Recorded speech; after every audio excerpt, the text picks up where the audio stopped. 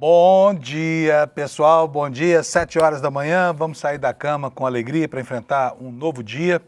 O Brasil é um país que vai de susto em susto e ontem foi um dia muito complicado para um monte de gente a partir do momento em que foi ordenada por um ministro Supremo a prisão de Alexandre de Moraes. O ministro André Mendonça, ao permitir, que a Polícia Federal reconduzisse esse banqueiro demoníaco de volta ao cárcere, também deu muitos elementos para que o país possa entender a teia de relações insidiosas que ele mantinha com gente de todas as qualidades, desde políticos tradicionais como o Ciro Nogueira, que está em 10 entre cada 10 escândalos que aparecem, até órgãos da chamada imprensa progressista, que ontem também sofreu muito com o que foi revelado nesse inquérito. E hoje as especulações estão aí, as repercussões, as suítes e os assuntos todos hoje estão relacionados com isso. Especialmente depois que a gente ficou sabendo de um fato absolutamente estranho relacionado à vida e à segurança de um dos principais elementos dessa trama toda do Vocaro, que era o homem que atuava ali, como conta a Polícia Federal, como jagunço do dono do Banco Master, o tal Sicário, que horas depois de ser preso, aparece do nada enforcado na cela da carceragem da Polícia Federal. É algo estarrecedor que tem acontecido, até porque não se sabe exatamente por que razão esse homem teria tentado abrir mão da própria vida. Tentado não, ele conseguiu, porque está em estado de morte cerebral, até onde a gente está informado aqui, se é que já não foi decretada a morte dele. Então, assim, está confuso, o clima no país hoje é um clima de prostração, mais do que de consternação e de surpresa, e nós temos muita coisa para falar. Por isso eu convidei hoje o Lula Costa Pinto para trazer conosco aqui uma avaliação das últimas coisas. E entre as últimas notícias, algo muito complicado, de novo aqui para o campo progressista. O site Metrópolis divulgou a informação de que o Fábio Luiz Lula da Silva, o Lulinha, filho do Lula, movimentou em uma das contas de uma das empresas dele 19 milhões de reais em 4 anos. Esse número é um número vistoso, mas ele corresponde ao dobro daquilo que entrou na conta, porque metade é dinheiro que entrou, metade é dinheiro que saiu. Os próprios analistas da Polícia Federal acham que essa conta servia para orientar investimentos do Lulinha. Agora, que investimentos são esses? Eu quero antecipar aqui que não aparece nenhuma informação aqui relacionada com careca do INSS ou com o escândalo do INSS. Mas os valores são valores relevantes, E agora vem toda a especulação política por trás dessa informação, que precisa ser muito bem entendida e depois trabalhada para que a gente possa saber que efeito eleitoral isso terá. O fato é que esses dias, do começo de março, fim de fevereiro, vão anotando aí um período muito conturbado, cheio de fatores intervenientes aí de natureza policial, política, visando um único objetivo, que é a composição do ambiente eleitoral. E a gente não pode desprezar o fato de que tudo isso é muito grave e que seja, sim, uma investigação judicial muito séria, transparente e responsável, que esperamos que o Supremo faça. E outra coisa que parece cada vez mais certo é que Dias Toffoli está cada dia que passa mais enrolado com essa trama toda, porque o que André Mendonça revelou ontem é aquilo que Toffoli certamente vinha escondendo. E quando a gente fica sabendo que a trama envolvia, inclusive, personagens que tinham delegação para sequestrar, para quebrar dente de jornalista, para ameaçar empregadas, chefes de cozinha, tudo isso mostra que o esquema do Vocaro não era só um esquema de pirâmide, não era só um esquema Ponzi, que na verdade isso era uma máfia mesmo. Esse banqueiro estelionatário é um vigarista perigoso. Por quê? Porque ele tinha uma milícia pessoal a serviço da refrega contra quem se levantasse contra ele, inclusive contra críticos na imprensa, Matem o mensageiro. Então são essas as informações que orientam hoje aqui o nosso telejornal. E você vai esperar um pouquinho, porque antes de falar sobre isso tudo, a gente vai esquentar a audiência falando sobre futebol, porque esta noite teve um menino lá na Zona Leste que pouco dormiu, de tanta alegria, porque o time do coração dele, o Palmeiras, que aliás ele considera o único time do mundo, ganhou ontem por 1-0 num jogo meia boca lá, mas o Alex está feliz da vida, não tá, Alex? Bom dia. Isso mesmo, bom dia a todos, bom dia Panuns, bom dia a nossa audiência. Só para lembrar, só para lembrar, o Alex disse ontem aqui que ia torcer contra o Palmeiras, para ver se o Palmeiras ganhava. Deu certo? Você torceu para o Novo Horizontino, não? Sim, eu torci. Ontem eu tava torcendo pro Novo Horizontino, louco e doido pelo Novo Horizontino, e deu certo. O Palmeiras ontem fez um jogo, pra mim, eu achei meia boca. O primeiro tempo foi bem, porém ali no segundo tempo pecou, tinha que ter matado o jogo ali realmente.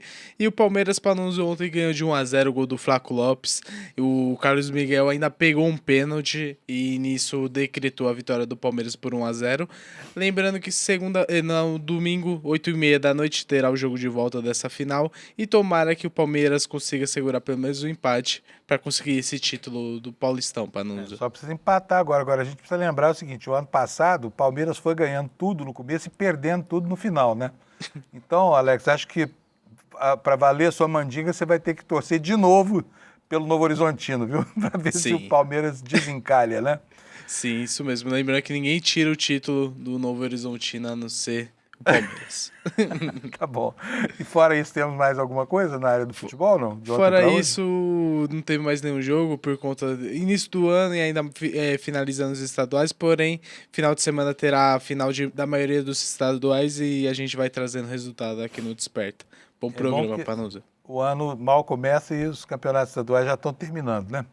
Aí o ano mal começa porque a gente sempre faz conta de que o ano começa mesmo no mês de março, depois do famigerado e famoso carnaval, que é o que parece que acontece aqui no Brasil, né? O carnaval orienta o calendário gregoriano. Então hoje foi curtinho aqui o comentário do Alex, qualquer coisa de extraordinário, pode ficar tranquilo aí que ele volta, tá? Aí não vai faltar assunto para você. Isso mesmo, né, Alex? Então vamos tocar aqui, gente. Pessoal, vamos primeiro para a meteorologia, depois eu vou mostrar os destaques no site do ICL, e aí a gente vai começar a discutir esses assuntos gravíssimos, né, do dia de ontem e do dia de hoje. Está aqui o mapa do Instituto Nacional de Meteorologia. A gente pode ver aí, essa imagem é uma imagem tranquilizadora, né?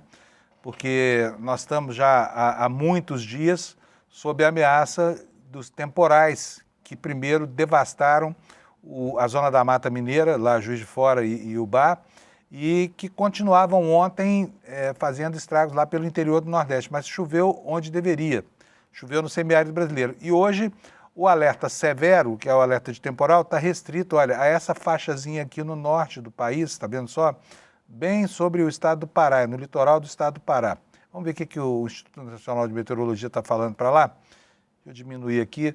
O que vai acontecer lá? Chuva superior a 60 milímetros por hora, 60 litros de água por metro quadrado de área, ou no acumulado acima de 100 milímetros por dia, com risco de grandes alagamentos, transbordamentos de rios, grandes deslizamentos de encostas em cidades que tenham áreas de risco, tá? Essa é a previsão para a única área assinalada como área de risco hoje neste mapa aqui do Instituto Nacional de Meteorologia. E agora eu vou voltar aqui para o mapa e vamos para a previsão do tempo para você saber como é que vai ficar o tempo aí no seu estado, na capital do seu estado, bem pertinho aí da sua casa, tá?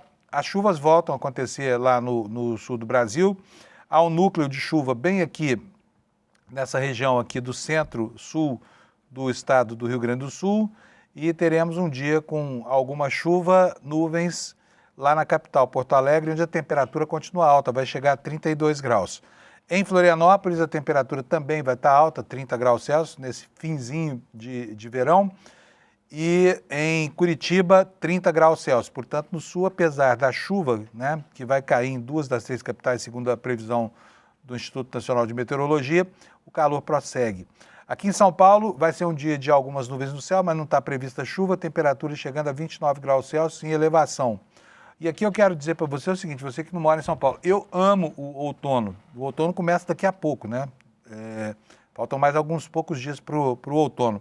Mas São Paulo já teve 2 dias outonais, ontem e ontem, né? Dias lindos, daquela luz dura do outono, que me satisfaz muito, muda até o meu estado de espírito, não sei você, mas eu adoro o outono.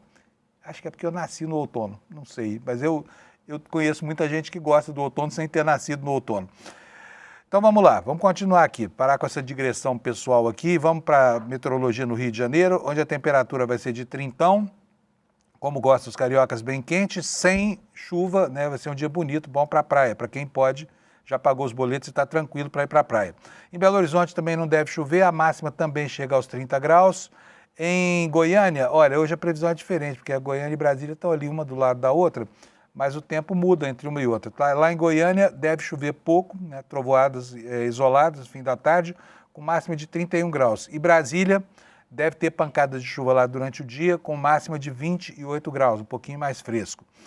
Em Campo Grande, Mato Grosso do Sul, dia quentíssimo lá, temperatura 35 graus Celsius, tá? A mesma temperatura do forno chamado Cuiabá, né? Que agora retorna aí com a sua proeminência térmica ao longo desses últimos dias aqui de verão.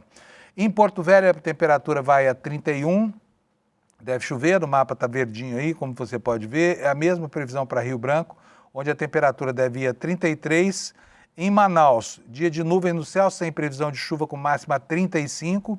Em Boa Vista, 36 graus, a capital mais quente hoje, em perspectiva, né? Em Macapá, 30 graus Celsius de máxima. Em Belém, onde chove bastante, a temperatura também chega a 30 graus. Bom, Palmas do Tocantins, fechando aqui a região norte, vai ter 30 graus de temperatura, nuvens, pancadas de chuva isolada, com a possibilidade de ocorrência de trovoadas lá durante a tarde, como é comum no verão. Agora o Nordeste, em São Luís, nuvens, pancadas de chuva e trovoadas, máxima de 29 graus Celsius. Em Fortaleza vai a temperatura 32, lá deve chover. E agora as próximas 4 capitais não tem previsão de chuva, tá? Natal vai ter 31 graus, nuvens no céu apenas. João Pessoa, a mesma coisa, com 32 graus de temperatura. Recife, a máxima será de 31. E em Maceió, a temperatura chega a 32 graus. Em Aracaju, pode ser que chova hoje, com temperatura máxima de 29. E em Salvador, muitas nuvens, previstas pancadas de chuva ao longo do dia e máxima de 31 graus. Se você gosta da chuva, vá aproveitando esses últimos dias da estação mais chuvosa do ano, porque está terminando, tá bom? Bem, hora de falar do nosso noticiário aqui, para que a gente possa atualizar. E olha, foi um dia de informação à vontade ontem, né? Para quem gosta de notícia, ontem foi um dia de acompanhamento obsessivo do que acontecia no noticiário, porque as novidades a partir da prisão do Vorcaro não pararam de acontecer. E aqui no ICL, a manchete que nós escolhemos é esta que você vai ver aí, olha. Quem é esse? Ciro Nogueira, o homem que tem o dom da ubiquidade do escândalo. Onde há um escândalo está esse homem, Ciro Nogueira, presidente do Republicanos, né? Porque ele é amigo de todo ficha suja brasileiro, né? E está aí se equilibrando na corda tênue daqueles que escapam por um fio de todos os escândalos. Será que vai sobreviver ao escândalo do Banco do Vorcaro? A manchete é o amigo do Vorcaro. E daqui a pouco eu vou explicar para você por que o Chico Alves, aqui, o nosso editor do site, escolheu essa manchete, tá bom? O segundo assunto é um assunto que merece toda a nossa atenção, tá? Que é essa história do suicídio, da tentativa de suicídio do tal sicário, que era o jagunço do Banco Master, né? E a nossa manchete está aí, ele tentou suicídio na prisão da PF e está agora em investigação de morte cerebral, né? Desde ontem, logo depois, quando ele foi internado, já tem esse diagnóstico aqui, houve uma hipóxia, uma anóxia, segundo o dado técnico, no cérebro, né? E ele chegou ao hospital já com o cérebro todo deteriorado e agora está em estado vegetativo. Por que esse homem se matou? O que havia de tão grave nos segredos, que ele certamente vai levar para a sepultura com ele, que não permitiu a sua própria continuidade, a continuidade da vida dele? O que de tão grave esse homem escondia? Por que se matou? Se o chefe dele, né, que é esse vigarista desse Daniel Vorcaro, está todo pimpão por aí, né, a ponto, por exemplo, hein, gente, de continuar delinquindo, tá? Enquanto as coisas estão acontecendo, o Vorcaro está produzindo novidades contra si mesmo, tá? Usando o seu enorme poder de influência, amealhado aí à custa de muita grana, né, que ele distribuía entre instituições, poderosos e até jornalistas, tá? Segundo destaque nessa área, o PT pede investigação contra Roberto Campos Neto por causa do Banco Master. Fica cada vez mais claro que o desvario do Banco Master só foi possível porque havia um comprometimento na gestão do Campos Neto. E ontem foram presos 2 funcionários, um dos quais chegou a ser diretor do Banco Central, trocando gentilezas com esse banqueiro vigarista, né? E o próprio Banco Central não aliviou nada, disse que afastou os 2, estranhou os comportamentos e está investigando, tá? E todos os comunicados são feitos em tom já de consolidação das suspeitas, tá? Dando prosseguimento aqui nos nossos destaques, a Polícia Federal não precisa, segundo a próxima manchete que você vai ler aqui junto comigo no site do ICL, não precisa que Vorcaro faça uma delação premiada. Só que o assunto está pululando aí, porque os caminhos para esse banqueiro estão cada vez mais fechados. Está cada vez mais claro que ele, se quiser, tem muito o que falar. Será que esse homem, que inclusive stalkeava a própria namorada, tão inseguro que era, vai ter, eu vou dizer que é uma palavra chula, mas vai ter culhão para segurar esses segredos junto com ele? Será que ele vai ser igual o pessoal da Lava Jato, que levou para dentro da cadeia segredos que até hoje não foram contados? É o que nós vamos ver, cenas dos próximos capítulos, né? Lá no Oriente Médio continua toda a confusão, o mundo cada vez mais instável depois, né, da incursão do Trump e do Netanyahu sobre o território do Irã, e a guerra está se disseminando por lá, né? E aí temos esta manchete sobre isso, escrita pelo Jamil Chad: Israel lança novos bombardeios e Irã diz ter atingido um petroleiro dos Estados Unidos. A ação de milícias curdas por terra sugere que a estratégia dos Estados Unidos prevê derrubar o governo a partir de forças locais, ou seja, não vai repetir aquela história do Iraque, né? Um erro histórico tão grande, uma vitória de pirro no Iraque, que poderia se continuar agora. Mas o fato é o seguinte: o Trump continua tendo dificuldades para convencer não só os aliados externos, mas principalmente os aliados internos lá, de que essa guerra que ele deflagrou tem qualquer objetivo, né? E ele depende ainda da benevolência do Congresso americano de entender isso como uma operação militar e não como uma guerra, porque isso exigiria autorização do Congresso para acontecer, e isso ele não tem, tá?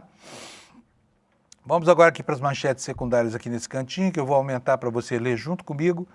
A PF suspeitando que a milícia do Vorcaro comprou acesso a sistemas do FBI e da Interpol. É incrível, né? Mas os jornais hoje detalham o modus operandi desse vigarista aqui, para obter informações que interessavam a ele, inclusive, né, em fontes de dados de instituições que são a prova de fraude, como a Interpol e o FBI. Sobre moradias em áreas de risco, aqui remontando ao problema que o Brasil viveu com tanta dor, né, nos últimos 10 dias, nós temos aqui uma constatação escandalosa. As áreas de risco no Brasil triplicaram em 40 anos, tá? E a situação das pessoas que moram em terrenos com inclinação superior a 30 graus é desesperadora, tá bom? É isso, pessoal. Vamos, então, para o noticiário em si. Deixa eu chamar aqui o meu amigo Kleber Lourenço, porque o Kleber está lá na nossa redação doidinho para falar sobre o que está acontecendo hoje nos bastidores da política. Bom dia, Kleber. Bom dia, Panunzio. Bom dia à comunidade do ICL. Nos últimos dias foram, assim, no mínimo surreais para essa república, né, Panunzio? Pelo amor de Deus. Agora, essa história desse sicário, do suicídio, Kleber, não, para mim, está muito mal explicada ainda, sabe? Assim, tudo bem que o Brasil é a teoria da conspiração. Tem muita gente que leva em consideração, por exemplo, o acidente com o jatinho do Teori Zavascki, aquilo não foi um atentado, aquilo foi um acidente, mas tem muita gente que acha que não. Tancredo Neves, o caso do PC Farias, né? O Brasil é o país que enseja as teorias da conspiração. Mas nesse caso desse sicário tem um elemento aí muito estranho. Por que esse homem se matou? Qual o motivo que levaria o jagunço do Vorcaro a tentar contra a própria vida usando uma camiseta? Aliás, Kleber, que diabo de camiseta é essa que consegue enforcar uma pessoa? Me fala. Exatamente. Acho que é importante nesse caso. Aliás, eu estou ouvindo o nosso pessoal no ponto também aqui. Pessoal do ponto, deixa o agora nosso Kleber não estou ouvindo mais. Fala, Kleber. Mas vamos lá, então. Nesse caso, eu acho importante, acima de tudo, nesse caso, a gente trabalhar principalmente com o que a gente tem até esse momento. É normal que, dadas as circunstâncias, surjam várias teorias da conspiração, suspeitas, mas o que nós já temos de concreto já é muito ruim para a gente trabalhar. Então, a gente consegue ali ir em cima do que nós já temos. E o primeiro ponto é a cela que ele estava na Superintendência da Polícia Federal em Minas Gerais, Panunzio, ela era monitorada por câmeras.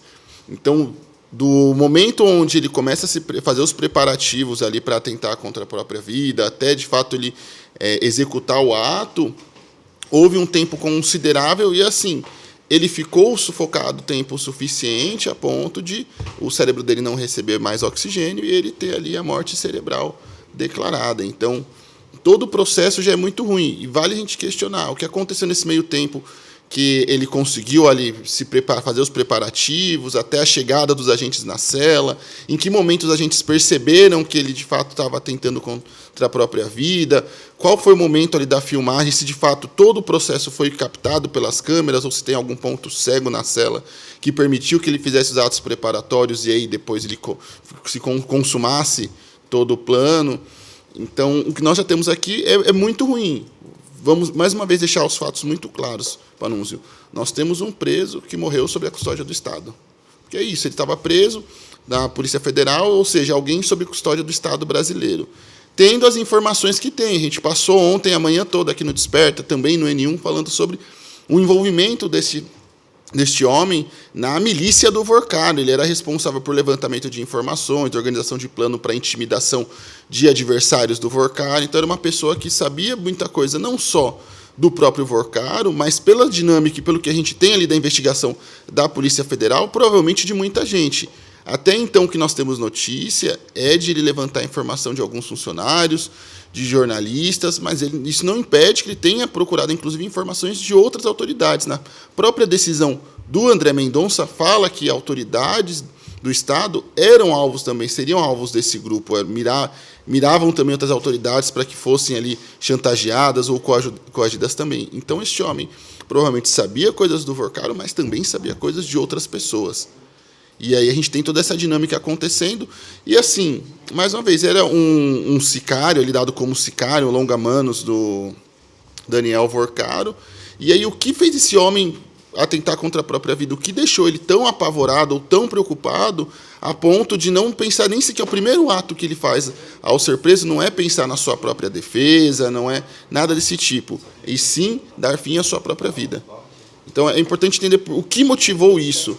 Mais uma vez, é normal que as circunstâncias da morte levantem questionamentos ou teorias sobre o assunto, mas o que a gente já tem de fato concreto já é muito estranho.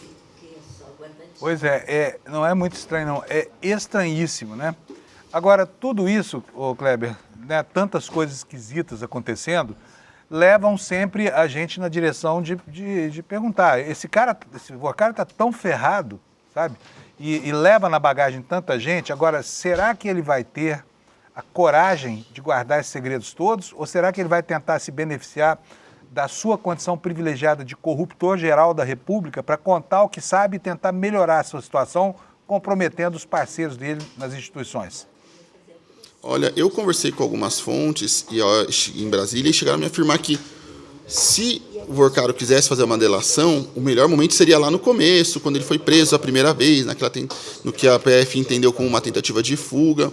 Agora, a Polícia Federal já tem informação e material suficiente para, se quiser concluir o caso e condenar o Vorcaro, faça isso sem a delação, não só do Vorcaro, mas de outros atores. Então, aquele grupo da milícia do Vorcaro presa ontem também, até aqueles agentes, aqueles servidores do Banco Central que foram alvo também de busca e apreensão, que podem também ser alvos de processo ali, julgamento na ação penal do caso, também dificultou para todos eles. Hoje a Polícia Federal tem mais de 100 aparelhos celulares repletos de informações. A gente está vendo agora uma parte muito pequena dessas informações foi para a CPMI do INSS, e isso é importante também ficar claro. Não é a integralidade das informações que chegou à CPMI do INSS ontem à noite, Panunzio. Foram uma parte das informações filtradas pela Polícia Federal e que tinham mais relação, ou que fossem mais circunscritas ao instrumento, ao instrumento de investigação da própria comissão. Então, aquilo é um fragmento do que a Polícia Federal tem em mãos, ali dentro daqueles 100 aparelhos, mais restrito também ao próprio Vorcaro, que diz respeito ali a um atendimento de um requerimento de quebra de sigilo das informações do Daniel Vorcaro. Então, a Polícia Federal tem muito insumo para fazer isso. E, além disso, para que o Vorcaro consiga uma delação premiada, vale a gente lembrar os critérios. Um deles é que é preciso fazer a delação ou de alguém ali na mesma hierarquia dele dentro da organização criminosa ou superior. Entende-se pelas investigações de que ele já era o superior de toda ali a organização do Master. Então, estaria para ele delatar políticos ou outras autoridades de Brasília que exerciam um papel fundamental dentro dessa organização. Por exemplo, vamos supor que algum outro diretor do Banco Central que tenha ajudado ali na venda do Banco Master, ou ajudado até mesmo na criação do Banco Master, ou ajudado ali a escapar das fiscalizações no esquema dos títulos podres e afins, políticos que tenham atuado para facilitar a regulamentação, ou também ajudar o Banco Master a fugir de possíveis fiscalizações.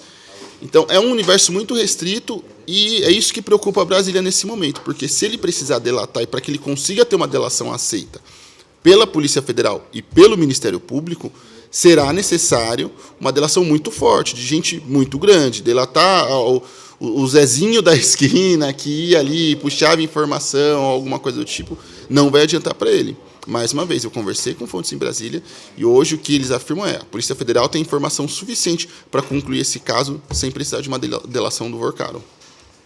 Kleber, uma outra coisa que chamou muita atenção, tem duas aqui para mim no âmbito das miudezas do que foi comentado ontem. A primeira delas é da relação do Vorcaro com a própria namorada da Marta Greve, que ele stalkeava nas redes sociais, porque devia ser um homem extremamente inseguro e que ia manter a namorada sob controle, né? Aliás, namorada porque ele trocava algumas inconfidências importantes no contexto da investigação criminal.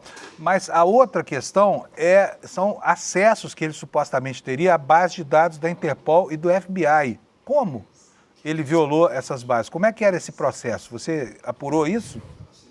Exatamente, eu conversei com algumas fontes também ligadas ao caso sobre isso, e num primeiro momento elas não vislumbram que esse grupo, a milícia do Vorcaro, tinha inserção a ponto de conseguir ter informantes ou cooptar agentes ou instituições ali a nível internacional.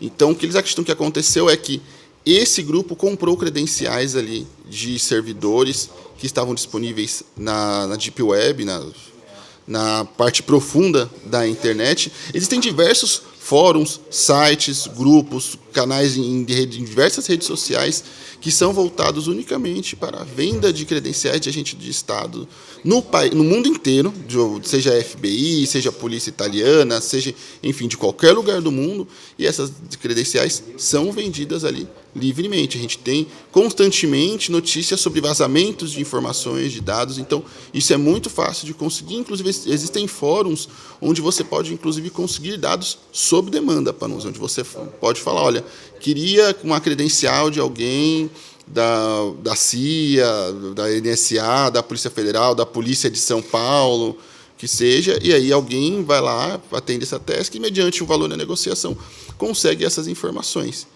Então, é uma das hipóteses que hoje a Polícia Federal trabalha sobre a milícia do Vorcaro ter até mesmo acesso a sistemas de organismos internacionais. Nessa parte, eu te confesso que eu não entendi o que é que ele fazia com essas informações. Eu não sei vigiar a si mesmo, né? Até o momento, não ficou muito claro ali. Há uma suspeita de que, por exemplo, numa eventual fuga de Daniel Vorcaro, para ele monitorar em que momento poderia ter o nome dele entrar na lista da Interpol ou algo do tipo. Fala-se também sobre que ele poderia ter feito algum plano para fugir para os Estados Unidos e verificar se ele ia entrar em alguma lista de procurado ou algo do tipo nos Estados Unidos, mas também na decisão de ontem do ministro André Mendonça não está muito claro por que eles tinham acesso e o que eles faziam com esses acessos da Interpol e do FBI. Tá faltando essa explicação. E certamente tem algum objetivo, porque senão estaria lá consubstanciado como peça de informação num inquérito importante como esse, né? Mas isso ainda está em investigação, Panunzio, por isso que deram essa segurada nesse caso. Muito bom. Nós temos mais alguma coisa ou é isso por hoje? Acho que só um ponto importante que ontem também o PT, através do deputado Lindbergh Farias, protocolou uma notícia-crime na Procuradoria-Geral da República para apurar as informações referentes à gestão de Roberto Campos Neto ali. E a ideia é verificar de fato e confirmar as suspeitas de que o presidente do Banco Central, na ocasião, durante a gestão Bolsonaro, poderia ter agido de forma leniente com todos os desmandos e com o verdadeiro descalabro que se instaurou em relação ao Banco Master. Então, a ideia é investigar o que aconteceu, entender o que houve, até porque vale lembrar que é tudo muito grave. Daniel Vorcaro, até o momento que se tem notícia, ele tinha na mão 2 servidores do próprio Banco Central. Um deles, um diretor de uma área importante do Banco Central. Além disso, vale lembrar que as circunstâncias onde o Banco Central também nos últimos anos passou por um processo ali onde visava-se, segundo atores do mercado, dar independência ao Banco Central, que ele fosse independente. Aparentemente, o que aconteceu foi que ele deixou de ter a dependência do Estado brasileiro, que é a mais correta, para se tornar dependente do mercado financeiro e sujeito ali aos atores do mercado. Então, essa história de que conquistou-se a independência do Banco Central também não está muito certa. A gente está vendo que não está funcionando muito bem e que é preciso estudar, entender de fato como se deu a dinâmica dos fatos durante a gestão Roberto Campos Neto. Mais uma vez, a gente já falou isso várias vezes aqui no ICL, seja aqui no Desperta, seja nos outros programas da nossa grade, de que o Banco Master ele surge no início do governo Bolsonaro e tem um crescimento vertiginoso durante toda a gestão de Roberto Campos Neto na presidência do Banco Central. Lembrando que o Banco Central é a entidade responsável por regular e fiscalizar todas essas instituições financeiras, bancos como o Master, até bancos maiores também que atuam no mercado brasileiro. Então, é importante entender como isso aconteceu durante toda a gestão do Roberto Campos Neto, onde o banco cresceu, instaurou ali um complexo sistema de fraude e esquema financeiro e saiu praticamente impune na gestão de Roberto Campos Neto. O banco só acabou tendo as punições, tendo ali a liquidação após a gestão desse banqueiro e vindo a gestão de Gabriel Galípolo. Muito bom. Kleber, muito obrigado pelas informações aqui. Tão bem apurados como sempre, e amanhã a gente se encontra aqui de novo para continuar esse assunto, porque o dia promete, né? E o Kleber vai ter muito trabalho para apurar as informações dele lá na Polícia Federal. Valeu, Exatamente. Kleber, obrigado. Obrigado, bom dia. Tchau, tchau, Panunzi. Pessoal, agora nós vamos entrar na parte quente do noticiário, que são 7h30 da manhã, são 7h31 agora. Deixa eu chamar aqui o Lula Costa Pinto. O Lula, bom dia, meu amigo, tudo bem? Que dia bom ontem, dia, Fábio. Fala sério, mano, vai... O Brasil é um país tão rápido que pra gente, quando a gente entende uma coisa, ela já não está vigorando mais, né?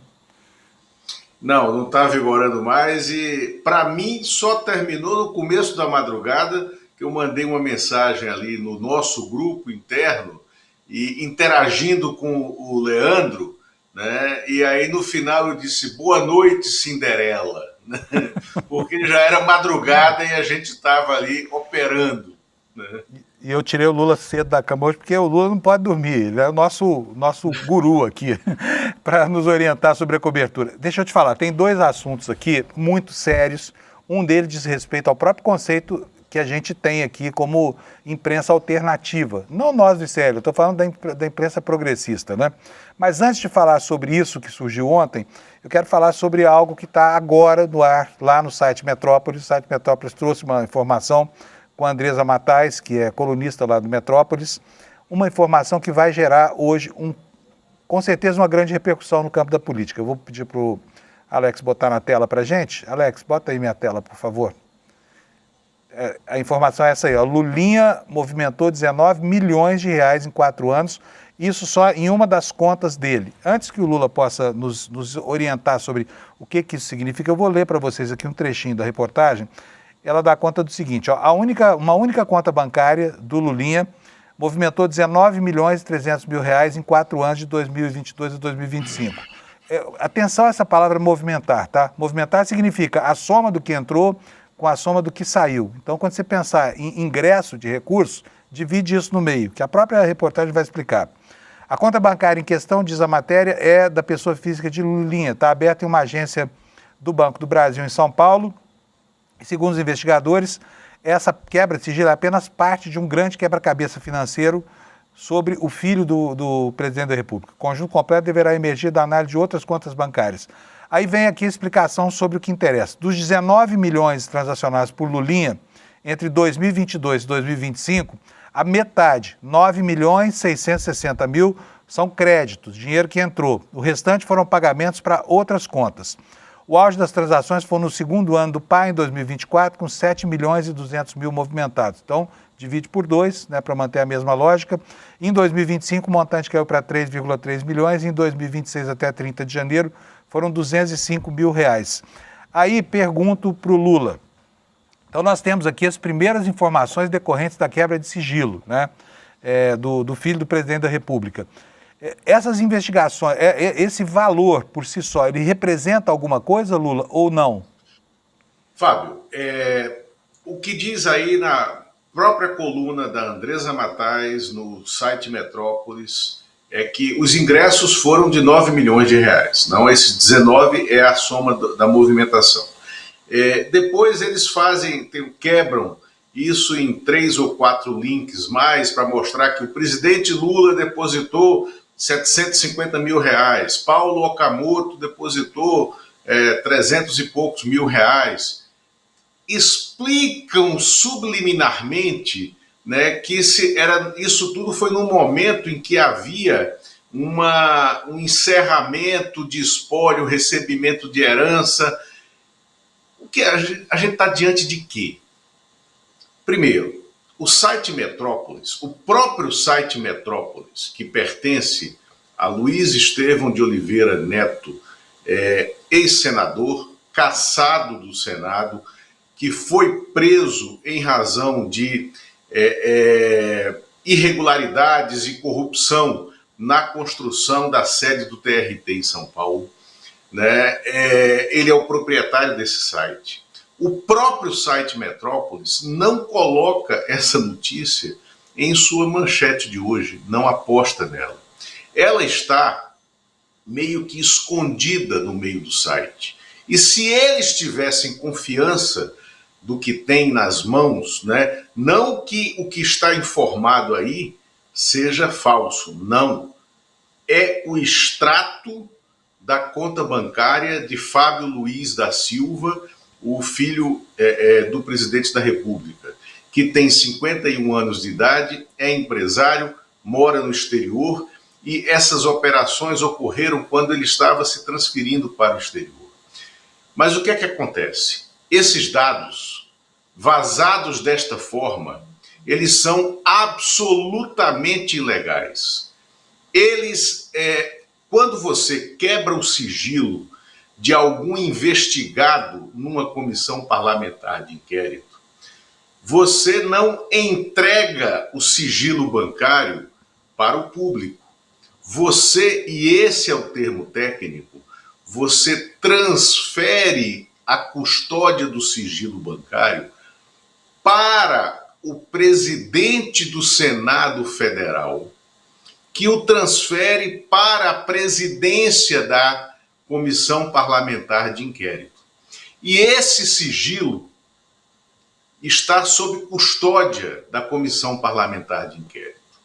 Este vazamento é criminoso, é ilegal, não houve nenhuma condição para que o outro lado, no caso, o Fábio Luiz da Silva, apresente as explicações sobre as transações que são, em minha opinião, pelo que li ali, são integralmente explicáveis, até porque o que há é ingresso de recursos de pessoas sabidas e de pessoas que têm relações, inclusive familiares, com o personagem, né? É a transferência de recursos dele mesmo para uma outra conta sua, né, no exterior e, sobretudo, Fábio, a transferência de recursos da conta corrente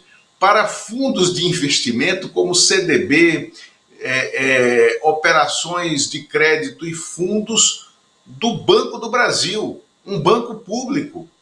Fundos DI do Banco do Brasil, um banco público.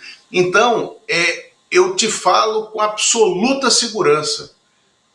A divulgação desses dados, desta maneira, no site Metrópolis, é um crime de quebra de sigilo, porque o sigilo do Fábio Luiz da Silva não estava exposto na CPI.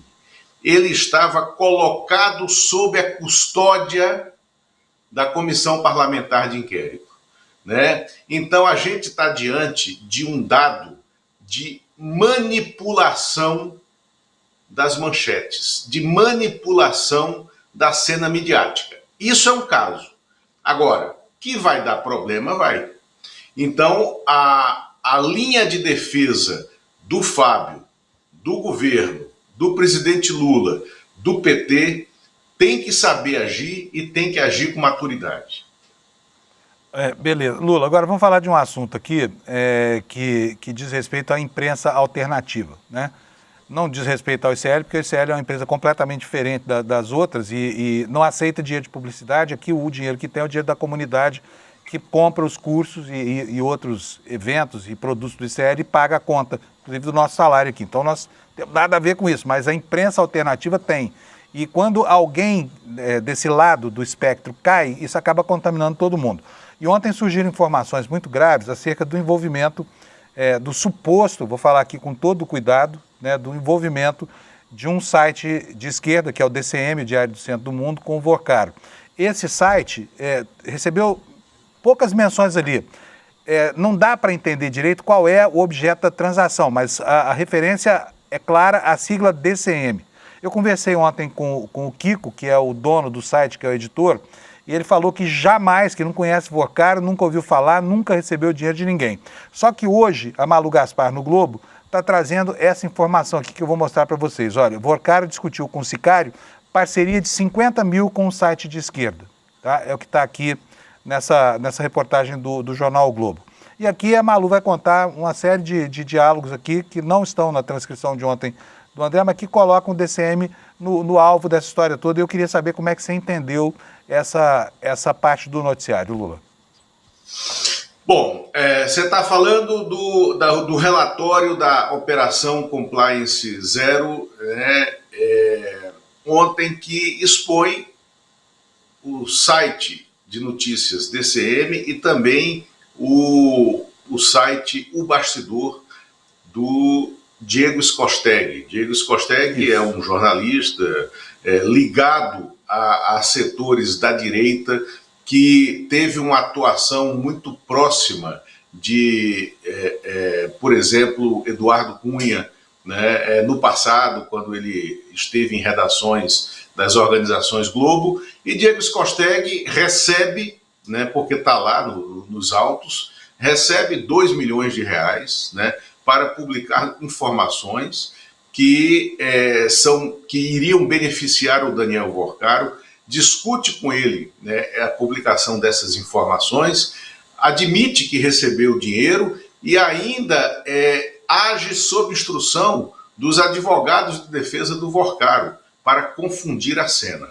No caso do DCM, Diário do Centro do Mundo, e que está lá colocado como um veículo que estava no conjunto de ações, né, visíveis do núcleo criminoso dos jagunços contratados pelo Daniel Vorcaro para obter informações de forma ilegal, né, o DCM estava como a pretensão, né, de aproximação financeira para que eles pudessem não ter notícias contra no site e retirar as que já tinham sido publicadas. Então, esse é o relato que se dá nas investigações. E que houve uma abordagem desse sicário que morreu, que morreu na Polícia Federal de Minas Gerais, depois de ser preso. Esse sicário comunica ao Vorcaro que está negociando com o site DCM, né, que está pedindo 100 mil reais, né, para que eles não publiquem matérias contra o Master. Depois, para que eles retirem matérias que foram publicadas. O que se depreende é que tinham fechado um acordo no valor de 50 mil reais, né, para essa operação. Então, e a manifestação de negação feita ontem pelo editor Kiko Nogueira do site DCM foi muito xoxa, foi muito insegura. E a divulgação de novas informações nesse sentido mostram que, sim, a ação criminosa, operacional, né, desse grupo do Banco Master atingiu, sim, né, perfis da mídia que sempre se chamou mídia digital independente, e o DCM é um desses perfis e foi bombardeado no seu coração de credibilidade. precisa mostrar, né, solidez na resposta, como vai reagir a isso. O que veio ontem foi fraco, né? Não o aparta disso que está acontecendo. E, infelizmente, essa exposição mostra que a prática de assassinato de reputação, né, segue viva e ela não vê lado no espectro ideológico da mídia digital independente. Aqui em benefício da informação, tá? Não estou defendendo ninguém nem nada. Eu disse que eu conversei com o Kiko Nogueira, que é uma pessoa que eu conheço de muitos anos, que é um velho navegante, né, da imprensa alternativa. E ele me falou que há um paradoxo aqui nessa afirmação, porque o site dele sempre publicou matérias contra o Vorcaro. E em benefício do que ele diz, eu fui checar para saber se era isso mesmo. Quero que o Alex ponha na tela aqui para mim. Então aqui, olha, Machete, se você botar no Google aí, olha, uma expressão entre aspas, por exemplo, Daniel Vorcaro, você quer saber o que um portal publicou sobre o Vorcaro, é só botar lá Daniel Vorcaro entre aspas e escrever site, 2 pontos e o nome do site. Então no caso do DCM é site, 2 pontos, diariodocentro.com.br. Tem mesmo dezenas de matérias contra o Vorcaro, tá? Muitas matérias mesmo que o site publicou, né? Assim como também tem matérias batendo na Malu Gaspar aqui, que também foi um tema recorrente no Diário do Centro do Mundo. Agora, hoje, detalhes que vêm a público nessa nova matéria da Malu Gaspar merecem uma outra explicação, né? E aqui o Kiko Nogueira tem o espaço aberto para o que ele quiser falar, se explicando sobre isso aqui. Mas o fato é que está feito o registro aqui e toda vez que aparece uma denúncia como essa, vou colocar aqui os 2 episódios que nós estamos discutindo, tá? 19 milhões na conta do Lulinha e supostamente acordos de publicidade, entre aspas, né, que seriam feitos com sites de esquerda ou de direita ou de centro, sei lá, para aliviar a barra de um banqueiro. Tudo isso provoca um efeito colateral muito ruim sobre todo mundo que trabalha nessa esfera do jornalismo alternativo, indistintamente, né, Lula? Por isso, a gente trata desse assunto aqui com muita seriedade. Afinal de contas, quando alguém comete uma atitude ruim, todo mundo acaba pagando por isso, Lula. Exatamente. Todo mundo acaba pagando e temos que colocar os fatos, né? Eles estão aí e temos a nossa posição. É essa, Fábio. Eu acho que a gente tem que avançar aqui nessa análise das notícias de hoje para o amigo da vida, não é isso? O amigo da vida do Daniel Vorcaro. Exatamente. Aliás, só mais uma informação sobre isso. O Kiko Nogueira me falou ontem que já instruiu os advogados dele que vai processar todo mundo que está falando coisas que, segundo ele, não existem sobre a reputação dele, né? Agora vamos falar sobre a reputação de um sujeito que realmente está muito mal reputado, que é o Ciro Nogueira, como lembrou o Lula aí.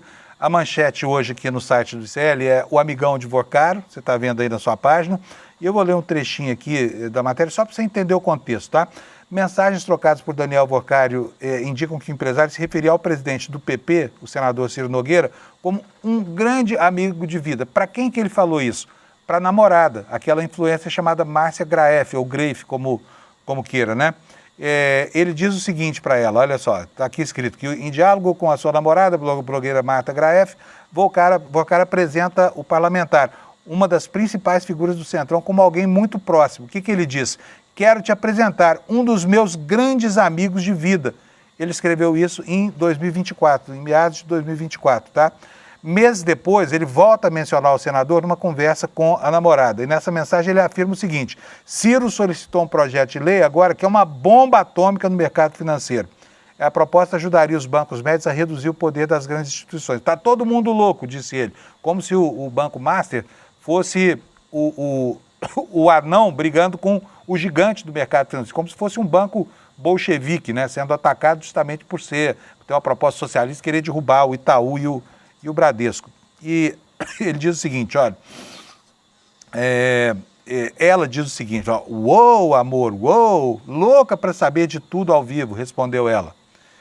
Né, então, o Ciro Nogueira, estrela de 10 entre 10 escândalos, o homem que tem o dom da ubiquidade de estar onde está a confusão, se encrenca mais um pouco com essa história, né, Lula?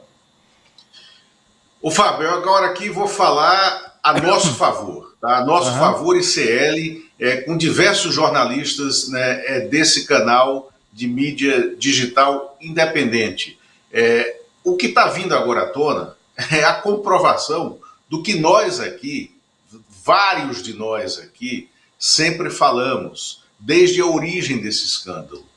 Ciro Nogueira, presidente do Progressistas, Antônio Rueda, daqui a pouco vai aparecer, ele já tem algumas citações nesses vazamentos, Antônio Rueda, presidente do União Brasil, eles compunham, né, o núcleo central, operacional, político desses fraudadores, canalhas, corruptos e corruptores do Banco Master. Daniel Vorcaro, Augusto Lima, Fabiano Zettel, João Carlos Mansur, né, lá da REAG, Nelson Tanuri, Maurício Quadrado, né, o Ciro Nogueira, sobretudo, que é o amigo da vida do Daniel Vorcaro, colocado em mensagens do próprio ex-banqueiro para a ex-namorada, né, dizendo, inclusive, eu preciso te apresentar ele qualquer dia, você vai gostar de conhecer e tal. Então isso está provado.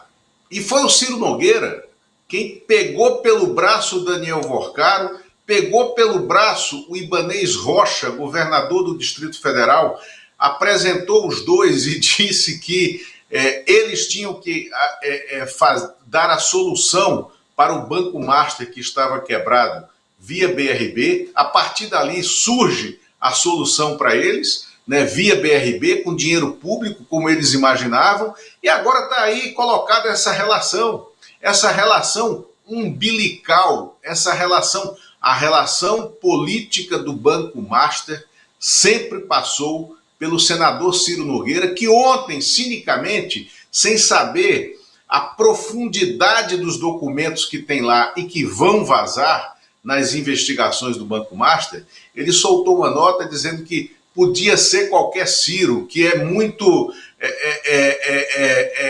ilegal, né, fazer uma relação, a citação de um Ciro ao nome de senador Ciro Nogueira, que isso está errado. Não, isso não está errado, isso está lá, está colocado, está visto. E digo mais, virão as relações de viagens feitas.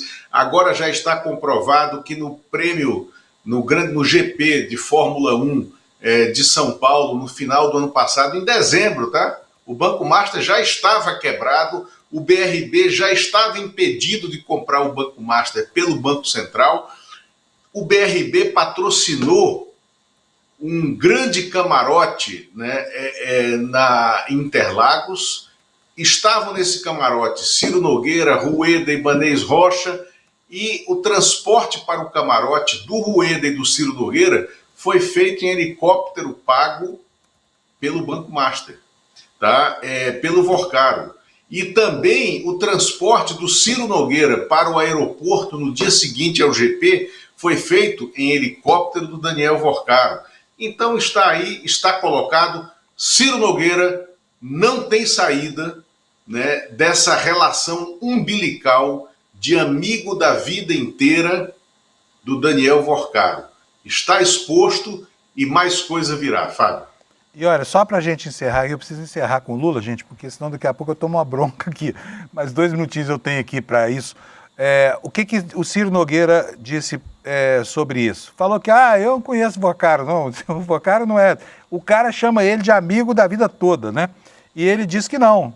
Não, olha aqui, ó, procurado, Ciro Nogueira disse ao Estadão, coluna aqui, o blog do Fausto Macedo, que é um dos jornalistas mais sérios do país. Procurado, Ciro Nogueira disse conhecer Vorcaro, mas afirmou não ter proximidade com o empresário e negou ter recebido pagamentos. Ele disse o seguinte, inferir que se refere a mim, senador Ciro Nogueira, porque há citação nesses diálogos de pagamentos a um tal Ciro. Não tem sobrenome esse Ciro, né? Como se Ciro fosse José ou João, um nome super comum por aí. Mas, enfim, sobre essa história, diz o seguinte, inferir que se refere a mim, senador Ciro Nogueira, é definitivamente uma mentira fabricada na tentativa de manchar a minha biografia. Eu não sei nem se cabe mais mancha nessa biografia aí, viu, Lula? Mas está feito aqui o registro da posição do Ciro Nogueira, né? O homem da biografia manchada. Ai, acho uma graça quando esse pessoal fala, vai manchar a minha reputação. A reputação do cara está pior do que chão de galinheiro, né? Está toda cheia de caca. Enfim, Lula, quer comentar mais alguma coisa? Ou não, estamos é prontos? isso, Fábio. Acho que estamos, né? Deixemos correr. Muito bom. Deixemos correr e vamos correr, porque o dia hoje vai ser de correria. Um abração, Lula. Abraço, até amanhã cedo tchau. aqui, tá? Tchau, tchau. Obrigado de novo pela sua presença aqui. O Lula, gente, é o seguinte, toda vez que tem uma encrenca desse tamanho, eu acordo o Lula... aliás, eu acordo não, porque o Lula acho que nem dorme. Ele está acordado tarde da noite, de manhã ele está acordado também, então eu peço, Lula, por favor, me socorre aqui, vamos me ajudar a explicar o que está acontecendo nesse planetinha complicado, mais especificamente nessa parte do planeta chamada Brasil, né? Só para a gente encerrar, porque eu tenho mais 5 minutos com vocês aqui, quero mostrar para vocês, porque o noticiário, o foco do noticiário sobre o Vocar acaba ofuscando o pastor que foi preso ontem, né, junto com ele. E nós temos aqui no site do ICL uma matéria explicando quem é esse cara, qual é o papel dele, né? Cunhado do Daniel Vocaro, Fabiano Zettel, ou Zettel, como queira, é citado em decisão do Supremo como operador de pagamentos do grupo que monitorava e intimidava o adversário. Mas não é só isso, tá? O Fabiano Zettel tem um papel muito importante na coordenação desses esquemas aqui, que vai, né, do serviço sujo. Imagine, isso é um pastor, hein? Pastor vocal na igreja dele, lá, a igreja da Lagoinha, né? E esse cara era responsável por tudo, por agenciar jornalistas enfim, vendedores da pena para detratar colegas ou para, enfim, salvar a barra do Vocaro, até o agenciamento desse grupo aí que está sendo chamado de Milícia do Vocaro, né? Vamos lá, o Kleber Lourenço apurou aqui quem é esse cara, e eu vou dar um perfilzinho dele para você aqui, porque ele é um personagem secundário em todo lugar e vale a pena conhecer melhor. Fabiano Zettel, ou Zettel, que figurou entre os maiores doadores de pessoas físicas das campanhas de Jair Bolsonaro e do governador de São Paulo, Tarcísio Freitas, foi preso e ele não aparece na investigação como um personagem periférico, não, explica aqui o Kleber. A decisão do Supremo, que autorizou medidas da Polícia Federal, descreve o pastor como integrante da engrenagem operacional responsável por viabilizar financeiramente as atividades relacionadas aos interesses de Vocaro. O documento afirma que Zettel manteve atuação direta e reiterada em apoios à atividade dos banqueiros, participando da estrutura responsável pela execução e viabilização financeira de iniciativas do grupo investigado. Depois, se você quiser conhecer mais informações curriculares sobre ele, você pode abrir aqui no site do ICL, que é o iclnoticias.com.br, e vir aqui ler essa matéria que está bastante completa. Agora, quero chamar a sua atenção, né, para a incidência de pastores e dessa denominação, Igreja da Lagoinha, no pior cerne desse noticiário, tá bom? Ontem a gente viu aqui o Nicolas Ferreira, que é outro sujeito que está lá junto com essa Igreja da Lagoinha, em tudo quanto é escândalo.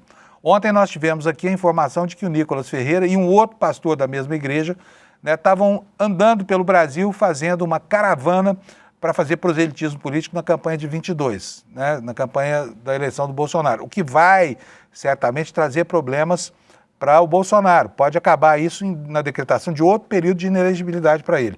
Hoje, de novo, Fabiano Zettel e essa igreja lá de Minas Gerais, no fulcro, no centro do noticiário, nas piores posições. Aí eu quero chamar a sua atenção, você que subsidia isso, você que bota dinheiro lá no banco Clava Forte, né, botava, porque já não existe mais, você que sustenta com seu dízimo a sua doação a esses pastores, olhe bem onde é que você está botando seu dinheiro, tá?